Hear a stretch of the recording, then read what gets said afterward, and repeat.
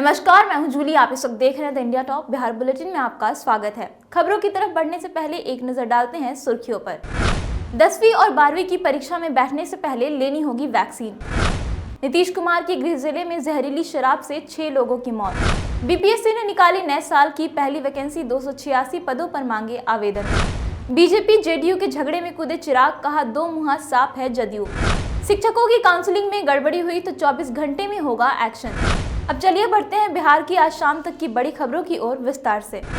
10वीं और 12वीं की परीक्षा में बैठने से पहले लेनी होगी वैक्सीन। बिहार बोर्ड की 10वीं और 12वीं की परीक्षा देने वाले छात्र छात्राओं को वैक्सीनेशन लेना अनिवार्य कर दिया गया है। अगले महीने राज्य में बिहार बोर्ड की परीक्षाएं होने वाली है। कोरोना की तीसरी लहर के मद्देनजर राज्य सरकार ने ये फैसला लिया है। स्वास्थ्य विभाग के अपर मुख्य सचिव प्रत्यय अमृत ने सभी जिलों के डीएम और सिविल सर्जन को पत्र लिखकर कहा है कि हर हाल में राज्य के 15 से 18 साल के किशोर और किशोरियों को टीका लगाया जाए। अगले महीने होने वाली मैट्रिक और इंटर की परीक्षाओं के साथ साथ सीबीएसई और आईसीएसई बोर्ड की परीक्षा में शामिल होने वाले छात्र छात्राओं का भी टीका लगाना सुनिश्चित किया जाए। बता दें कि राज्य में ज्यादातर निजी स्कूलों में 80% से ज्यादा छात्र टीका लगा चुके हैं, वहीं सरकारी स्कूलों में 25% से ज्यादा बच्चे टीका लगा चुके हैं। नीतीश कुमार के गृह जिले में जहरीली शराब से 6 लोगों की मौत। नालंदा में देर रात जहरीली शराब पीने से 6 लोगों ने दम तोड़ दिया है और अभी कई लोग निजी अस्पताल में भर्ती हैं। वहीं मानपुर थाना क्षेत्र के इलाके के प्रभु बेघा गांव में भी जहरीली शराब पीने से 2 लोगों की मौत की बात सामने आ रही है। इस घटना में अब तक 6 लोगों की मौत हो गई है। घटना की जानकारी मिलते ही पुलिस महकमे में हड़कंप मच गया। परिजनों ने बताया कि देर रात सभी एक ही तरह की चुलाई शराब पिए थे और शराब पीने के बाद सभी के पेट में दर्द की शिकायत और दस्त की शिकायत हुई। परिजनों ने उन्हें निजी क्लिनिक में भर्ती कराया, जहां पर इलाज के दौरान उनकी मृत्यु हो गई। गौरतलब है कि मरने वालों की संख्या बढ़ भी सकती है। इस घटना के बाद अब ग्रामीणों में काफी आक्रोश देखा जा रहा है। हालांकि अभी तक इसकी आधिकारिक पुष्टि नहीं हो पाई है। सम्राट अशोक के मुद्दे पर जेडीयू बीजेपी में आर पार की लड़ाई जारी। जयप्रकाश सिन्हा ने सम्राट अशोक की तुलना औरंगजेब से की तो बिहार की सियासत में बवाल मच गया। अब इस मुद्दे ने तूल पकड़ लिया है। इस मसले पर भाजपा और जदयू आमने सामने आ गए हैं। शुक्रवार को सोशल मीडिया पे भाजपा प्रवक्ता निखिल आनंद ने शुरुआत की। प्रवक्ता अरविंद सिंह ने भी तल्ख टिप्पणी की तो प्रदेश भाजपा अध्यक्ष डॉक्टर संजय जायसवाल ने भी अपना पक्ष रखा। जदयू की ओर से उन पर प्रवक्ता अभिषेक झा ने सवाल उठाया तो प्रवक्ता निखिल मंडल ने सहयोगी पार्टी भाजपा के प्रवक्ता निखिल आनंद को करारा जवाब दिया। इन सबके बीच पूर्व उप मुख्यमंत्री व भाजपा सांसद सुशील कुमार मोदी ने एनडीए के नेताओं को बयानबाजी बंद करने की सलाह दी है। सुशील मोदी ने कहा कि लेखक जयप्रकाश सिन्हा 2010 से किसी राजनीतिक दल में नहीं है। उनके एक इंटरव्यू को गलत ढंग से प्रचारित कर एनडीए को तोड़ने की कोशिश की जा रही है। बीपीएससी ने निकाली नए साल की पहली वैकेंसी, 286 पदों पर मांगे आवेदन। बीपीएससी ने नए साल की पहली वैकेंसी निकाली है। नगर विकास एवं आवास विभाग बिहार के अंतर्गत सहायक लोक स्वच्छता एवं अपशिष्ट प्रबंधन पदाधिकारी के कुल 286 पदों पर नियुक्ति के लिए योग्य उम्मीदवारों से ऑनलाइन आवेदन मांगे गए हैं। इन पदों के लिए आवेदन की प्रक्रिया 17 जनवरी 2022 से शुरू हो जाएगी। आवेदन की अंतिम तिथि 10 फरवरी 2022 से आयोग कार्यालय में स्पीड पोस्ट या निर्धारित डाक से आवेदन की हार्ड कॉपी और सभी प्रमाण पत्र प्राप्त होने के अंतिम तिथि 24 फरवरी 2022 शाम 5 बजे तक निर्धारित की गई है। इस पद के लिए परीक्षा 2 पत्रों की होगी, जिसमें अनिवार्य पत्र 1 और अनिवार्य पत्र 2 होंगे।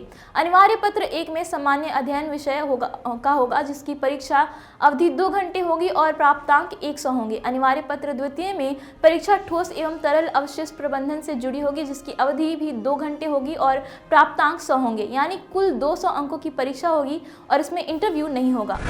सुपौल में करंट लगने से एसएसबी के 3 जवानों की मौत। शुक्रवार को सुपौल में करंट लगने से एसएसबी 45वीं बटालियन के 3 जवानों की मौत हो गई। इसके अलावा 9 जवान घायल हो गए हैं। सभी घायलों का इलाज वीरपुर अनुमंडलीय अस्पताल में चल रहा है। घायल में 4 की हालत गंभीर बनी हुई है, जिन्हें बेहतर इलाज के लिए डीएमसीएच रेफर कर दिया गया है। हादसे के बाद पूरे एसएसबी मुख्यालय में हड़कंप मच गया है। मिली जानकारी के मुताबिक एसएसबी के 45वें बटालियन के कैंपस से होकर गुजरी 11,000 वोल्टेज की तार की चपेट में टेंट लगा रहे जवान आ गए। इस घटना में एक जवान की मौके पर ही मौत हो गई, जबकि 2 जवानों ने अस्पताल में इलाज के दौरान दम तोड़ दिया।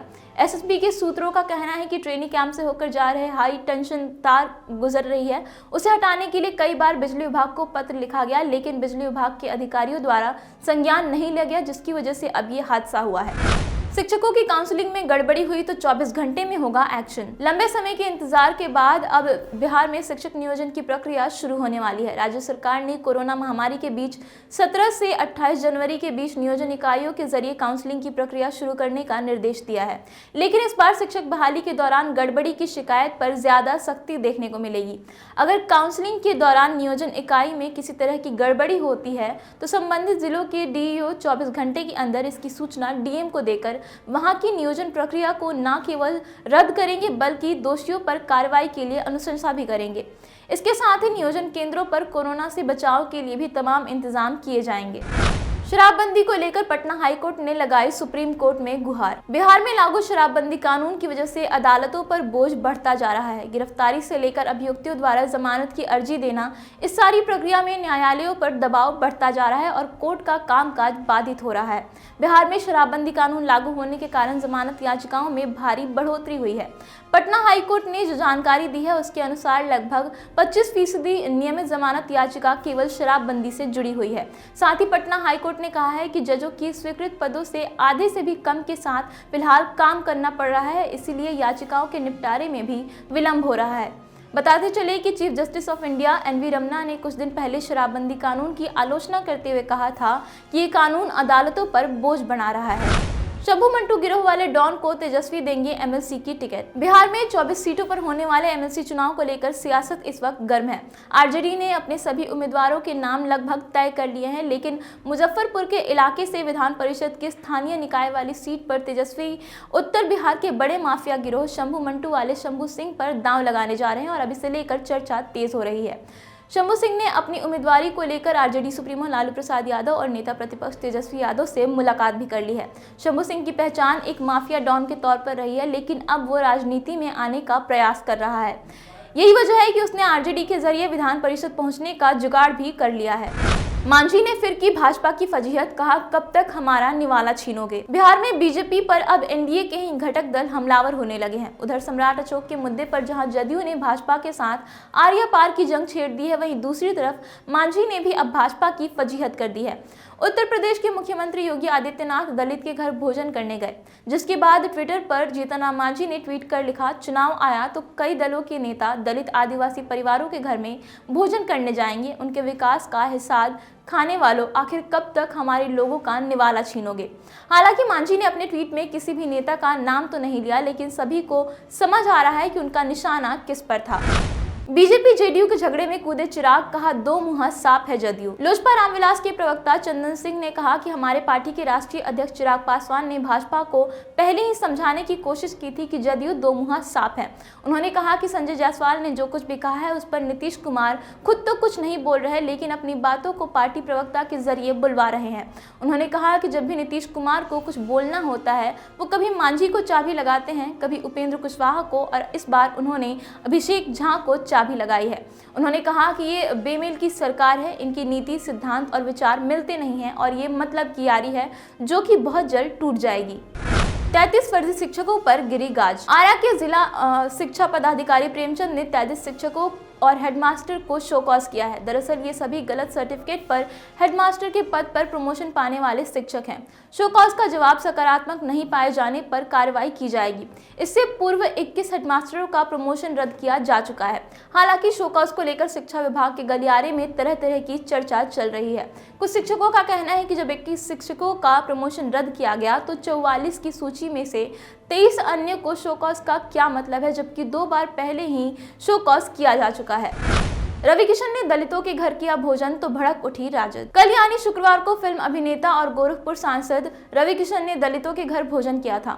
उन्होंने इसकी तस्वीरें ट्विटर अकाउंट पर भी शेयर की हैं, जिसमें उन्होंने लिखा है, आज गोरखपुर में दलित भाई के परिवार में सहभोज किया। इसको लेकर राजद ने ट्विटर वॉर शुरू कर दिया है। राष्ट्रीय जनता दल के ट्विटर अकाउंट से ट्वीट कर लिखा गया है, क्या एक नचनिया रवि किशन शुक्ला और ढोंगी भोगी ठाकुर अजय बिष्ट दलित के घर खाना खाकर दलितों को कमतरी का एहसास करा रहे हैं? क्या दलित इंसान नहीं है जो उनके घर फ्री का खाना भक्कोस ये तुच्छ लोग अपनी जातीय श्रेष्ठता, अभिमान, कुल और पेटू होने का दम्भ का सार्वजनिक भोंडा प्रदर्शन कर रहे हैं? 12 बार वैक्सीन लेने वाले बुजुर्ग के पक्ष में उतरी राजद विधायक प्रोफेसर चंद्रशेखर ने एसपी को पत्र लिखकर ब्रह्मदेव मंडल की गिरफ्तारी पर रोक लगाने की मांग की है। उन्होंने अपने पत्र में कई सवाल भी उठाए हैं। उन्होंने लिखा है कि 12 वैक्सीन लेने के बाद भी एक 84 वर्षीय व्यक्ति कैसे सुरक्षित है। जब वैक्सीन के 2 डोज के बीच का अंतर सरकार ने 84 दिन निर्धारित किया है, फिर भी 48 घंटे के भीतर 2 बार वैक्सीन लेने वाले 84 वर्षीय व्यक्ति का वैक्सीन का कोई प्रतिकूल प्रभाव क्यों नहीं पड़ा। ब्रह्मदेव मंडल ने जो वैक्सीन लेने से अपने स्वास्थ्य में सुधार की बात कही है, वो किस हद तक सच है? क्या वैक्सीन सच में दर्द निवारक का काम करती है? उन्होंने कहा कि एक व्यक्ति का 12 बार कोरोना वैक्सीन लेना सिर्फ उस व्यक्ति पर नहीं बल्कि कोरोना वैक्सीनेशन को लेकर बनाई गई व्यवस्था पर भी कई सवाल खड़ा करता है। ऐसे ही कई सवाल है जिसका जवाब पुलिस और कोरोना पर रिसर्च करने वाले वैज्ञानिकों को भी देना चाहिए। यशधुल की कप्तानी में भारत का पहला मुकाबला साउथ अफ्रीका के साथ। शनिवार को भारतीय टीम दक्षिण अफ्रीका के खिलाफ अंडर 19 वनडे विश्व कप के अपने पहले मुकाबले में उतरेगी तो उसकी नजरें अपना शानदार रिकॉर्ड बरकरार रखते हुए नई प्रतिभाओं को तलाशने पर लगी होंगी। भारतीय टीम एशिया कप जीतने के बाद यहां पहुंची है और अभ्यास मैच में वेस्टइंडीज तथा ऑस्ट्रेलिया को हराया है। टूर्नामेंट के इतिहास की सबसे सफल टीम रही भारतीय टीम पिछले 3 सत्रों में फाइनल में पहुंची है। 2 साल पहले बांग्लादेश के खिलाफ फाइनल में हारी भारतीय टीम का कोई खिलाड़ी सीनियर टीम तक नहीं पहुंचा। अब देखना यह है कि क्या 2022 की अंडर 19 टीम में से कोई ये कमाल कर सकता है। बड़े पर्दे पर जल्द दिखेगी कपिल शर्मा की बायोपिक। बॉलीवुड और इंडियन टेलीविजन के जाने माने चेहरे कपिल शर्मा की बायोपिक जल्द ही अब बड़े पर्दे पर देखने को मिलेगी। इस फिल्म का निर्देशन फुकरे के डायरेक्टर मृगदीप सिंह लांबा करेंगे। इस फिल्म में कपिल के फर्श से अर्श तक पहुंचने की कहानी को दिखाया जाएगा। इस खबर के सामने आने से ही फैंस के साथ साथ सेलेब्स में भी काफी एक्साइटमेंट है। बता दें कि कई सेलेब्स खुलेआम कपिल के फैन होने का इजहार भी कर चुके हैं। बताया जा रहा है कि कपिल शर्मा की बायोपिक का नाम फनकार होगा। हालांकि कपिल की बायोपिक में खुद कपिल ही होंगे या फिर कोई और अभिनेता उनका किरदार निभाएगा, इस बारे में अभी तक कोई पुख्ता जानकारी सामने नहीं आई है। फिलहाल इस वीडियो में इतना ही। ये वीडियो आपको कैसा लगा हमें कॉमेंट करके जरूर बताएं। साथ ही इसी तरीके की तमाम अपडेट्स के लिए आप देखते रहिए द इंडिया टॉप। धन्यवाद।